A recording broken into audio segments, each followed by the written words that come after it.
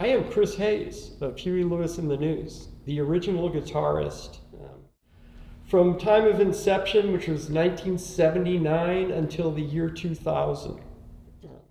And during those years, we had a couple of major hits, and we went from being a club band and slowly working our way through that and playing colleges. And then in the '84, when sports came out, we overnight pretty much became, a top 10 group. But it wasn't like meteoric in the sense, because we did spend 3 years, pounding it out in the clubs. I was kind of a jazz guy. I grew up in San Francisco, and I played with a guy named Merle Saunders, who used to play with Jerry Garcia. And when the Dead would go out on the road, Merle had a band called Ant Monk. And he was the one that was when I was 17, 18 years old. But we went on the road for a month, and that was fun. That kind of got me into it. And then I figured, you know what, this is good. I think I can do this. This is what I want to do. I was living in an apartment in San Francisco at the time. It cost $300 a month. It was a 2-bedroom, 2-bath apartment in the Haight for $300. It was like, I didn't know how good that was. Look at that now, it's like $5,000 or something. It's ridiculous. Anyway, so after that, I ended up playing with Dave Liebman and Pee Wee Ellis. Dave Liebman played with Miles Davis, and then Pee Wee Ellis wrote Cold Sweat for James Brown, and he was James Brown's saxophone player for a long time. And so I worked in a band with those guys, just like dueling tenor saxophonists, and it was raucous, funk, jazz, just insane saxophone solos, because they're both really good. And it was just like, I learned a lot on that gig. Then Pee Wee ended up calling me on gigs after that. Pee Wee and I kind of had an affinity, and we liked working with each other. So I did a lot of stuff with Pee Wee. He got me on the Van Morrison stuff, and so I did some stuff with Van. And then we did a tour with Esther Phillips, who recently passed away a couple of years ago, but she, what a difference a day makes. She was real cool. She was from Texas and, sort of a blues singer. But that was cool. We went to Europe. So I think I was like, 18 years old or something, or 19 maybe. And we went to Europe. That was the first time I'd been to Europe. And we went with Mark Isham, the trumpet player. Mark Isham was on the gig. He played keyboards and trumpet, and then I was rooming with him. And then we had Freddie Washington, who's the bass player for Steely Dan now. And Freddie was also my age. He was like 19 at the time too, so we were both young. And then the drummer was James Levi. And we did a month over there. We did all the Montreux Jazz Festival and Antibes and the North Sea Jazz Festival. So that was pretty cool. And then after I came back from that, I sort of quit that band and wasn't doing anything. I'm just working local gigs in San Francisco. And I was living in this apartment with a bass player friend of mine, and the people, the gal that lived next door said, "Hey, I know this guy that's looking for a guitar player. You want a gig?" And I'm like, "Yeah, I need a gig." I was taking every single gig I could get at that time. I'm driving a beat up green VW that I had to compression start on hills. Otherwise, because my starter was bad and I couldn't afford a starter, because I was a struggling musician. Anyhow, I ended up auditioning for Huey's band. And that was before, they had a record deal and all that stuff. They were just putting it together, because he had a band called Clover for quite a while with the keyboard player Sean Hopper. He was going to put together a new band. So he got some guys from Soundhole, some Marin County guys, and then Sean Hopper and him, and they put that band together, and they were looking for a guitar player. So I just kind of happened into that deal.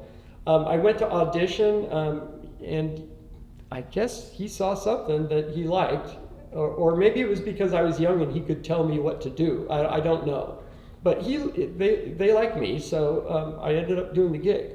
And then from there on out, it was just like, we did a lot of club gigs, and Ended up getting a management contract with Bob Brown, and he was the one that sort of got us a record deal with Chrysalis and all that stuff. So from there, that was in 1979. So from there, it was like we did three years of, playing clubs and playing colleges, playing strip mall clubs. I mean, it was hard. One year we played like 200 shows on a bus tour, and it's a lot of traveling. I was gone all the time. Luckily at that time I wasn't married yet, so it actually was fine. And I had I was in my early 20s, so I was just partying my brains out. It was fun, but not to the point of, complete destruction or anything. It was just fun. It was just the right amount. I was having a great time. I mean, the whole thing was great to me. It was like all of a sudden I was in a band that we were on the road, and I didn't have to, be in 4 different bands. I mean, it was great. So I was really enjoying that. And then doing all the traveling, I really enjoyed that. It all sort of happened, and I just went along on the ride. It was at that time in your life, when you're in your early 20s, it's like, we don't really have the introspection abilities that we have as we gain some wisdom. When we did the sports album, it got held up a little bit by the record company. So it was, I think we did that in like 1983 was when we recorded it. It didn't get released, I think, until 1984. And so we went out to promote that. And we were doing a tour with 38 Special. And we were opening shows for them. And they were super nice guys, really cool, old, classic Southern rock guys. And, just iconic rock, successful rock musicians, American rock musicians. I mean, they're just really solid, a bunch of really nice guys. One of the singer was from Lynyrd Skynyrd, so anyhow, so in the beginning of that tour, that was right when Heart and Soul came out, which was the first single released off of the sports album. So at the beginning, the audiences didn't even know who we were, but they clapped, it was fine. And then, like about in the middle of the tour, that song went up the charts and charted up into the top 10.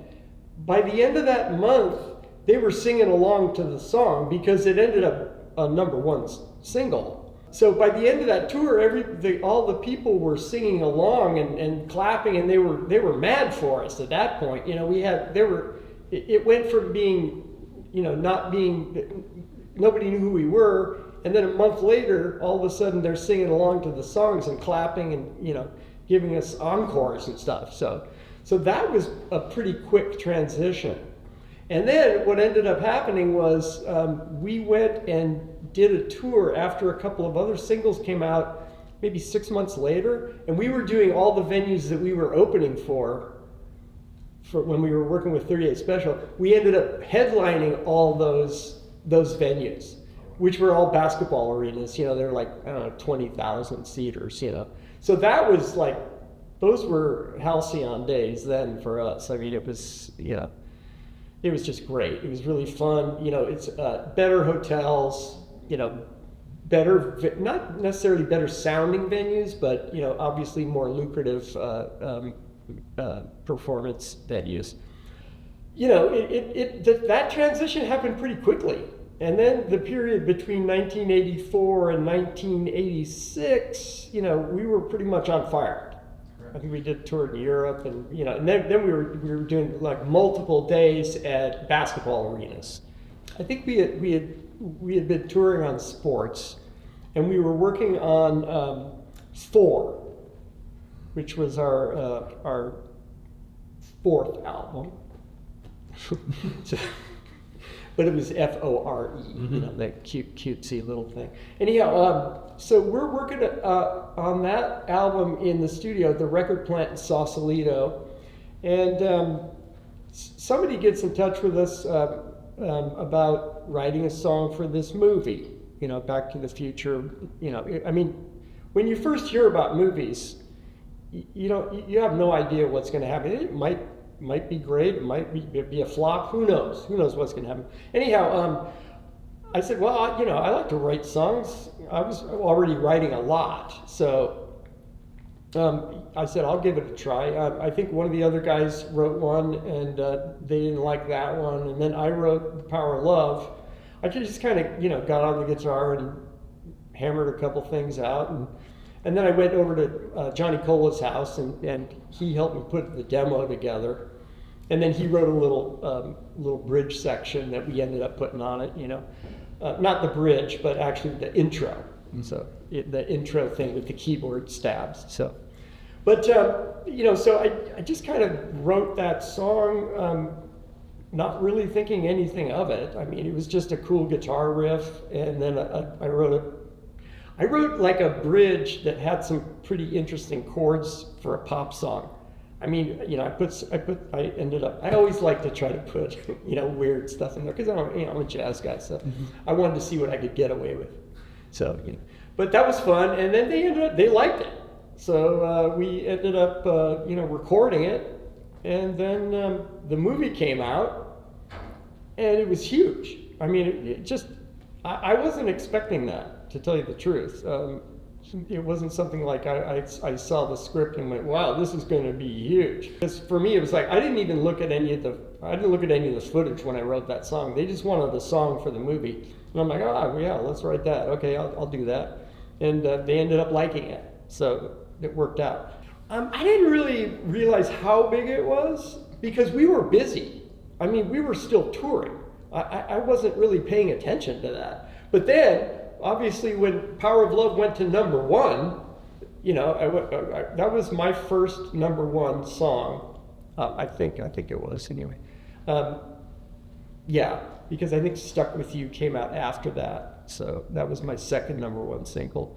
But yeah, when it hit number one, I went, okay, this is awesome. But I was still kind of busy, so I didn't really think, wow, this is amazing. It was like, oh wow, it went to number one. This is cool. But that I got to go. We got a tour.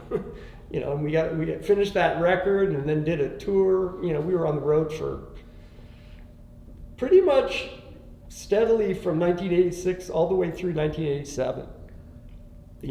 By the end of that tour, I was kind of burnt out because we worked a lot. So, but then Huey was too. So we took some time off after that. To tell you the truth, when it came out, even when it went to number one, it was like, okay, well, it went to number one. We'd already had another number one single, and I saw it, Heart and Soul, and I saw that one kind of had a life, for a month or two, and then it sort of, there was still interest in it and stuff, but I never thought it would be like something iconic or anything like that. It was just pop music, but. With Power of Love, it was like it was a big hit for a longer period of time because of the movie, I think, and because of that, it sort of and it's developed a life of its own. It's a pretty iconic song. I mean, it was very popular for a longer period of time, and now it's also part of American entertainment culture. Because it's a franchise. They've made 3 movies or whatever. And then now the Broadway musical. I mean, it's a big deal. Getting an Academy Award nomination is, I not in my wildest dreams ever thought that would ever happen. I mean, and it was really sort of just a thing that happened. I mean, Did you go to the event?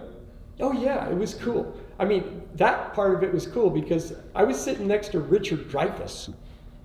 And I'm like, oh, I'm sitting next to Richard Dreyfuss. This is cool. And I tried to strike up a conversation with him, but I don't think he wanted to talk to me. I think he felt like he was in a bad seat, because he was with the guy that wrote The Power of Love. Maybe he felt like, hey, I was in Jaws, man. I should be in the front row. I don't know. That's the impression I got. I'm sure he's a very nice fellow, but music is sort of it's a nonverbal form of communication. It can be worship. It's kind of a spiritual connection for people, a lot of people. And, so a lot of people don't understand why they love music, but it's just it's really sort of, it can be quite emotive. And sometimes, the actual music part of it is really interesting.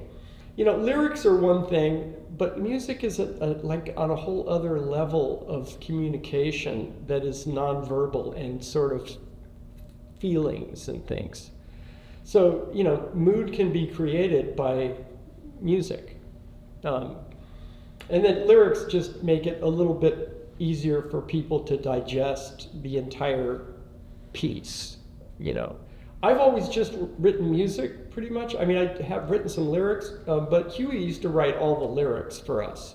So, I would basically he'd give me some lyrics, and I just, I can write a song to that, and I pound one out, and that's the way we did it. It was also, it became very difficult to do it the other way. Because I would come in with a song, hey, I got this great song idea. And then trying to write lyrics to a song idea is much more difficult. It's a lot easier to get the lyrics first, even if it's just on a napkin, just because then you get a pentameter and you can sort of put together a song that goes with the lyrics. The other way can be quite challenging. Mm. So we came here in 1984, right when sports had become popular. So, we had a lot of popularity at that time, but we started playing some of the smaller markets, like Eugene, and because we had done a bunch of other stuff. I can't remember where it was in the cycle, but I remember coming here in '84 and was impressed by the sound, and it was a great sound. The fact that I'm coming back here as a consumer 40 years later is great. I mean, because it's just kind of full circle. Having been here as a performer 40 years ago, during my time, that was my time, and that was great too. But coming here with the life experiences that I've had and everything else, I mean, it's really cool. It's really cool to just come here and enjoy the show.